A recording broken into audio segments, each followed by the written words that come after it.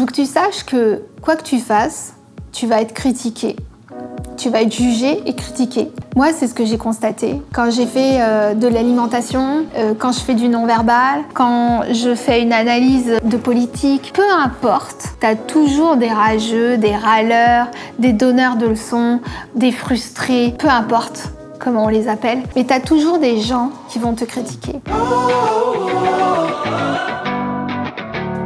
J'ai un copain un jour, alors que j'étais en train de pleurer parce que j'étais touchée par une critique, qui m'avait dit « Tu sais, il vaut mieux qu'on te critique plutôt que tu n'existes pas et qu'on t'ignore. Au moins, ça montre que tu existes. » Sur le moment, très sincèrement, ça m'a pas consolée. Ça m'a pas fait du bien, ça m'a marqué. Je crois pas que ce soit le meilleur argument du monde que de te dire qu'il vaut mieux être critiqué que de pas exister. Ce que je peux te dire, c'est que laisse les critiques derrière ton dos, là où elles doivent être. Avance et ne te concentre pas là-dessus. Prends sur toi. Parce que, en réalité, ça te concerne pas. La vie des autres, c'est que la vie des autres. Il faut aussi que tu considères que tu vas être critiqué par les gens qui n'ont pas osé faire les choses, qui n'ont pas osé faire le pas de se mettre à son compte, ou n'ont pas osé lancer le produit que tu veux lancer, n'ont pas osé faire comme toi, n'ont pas osé faire des vidéos. Bon, peu importe. Tu seras critiqué. Et puis il y a un truc qui est dingue,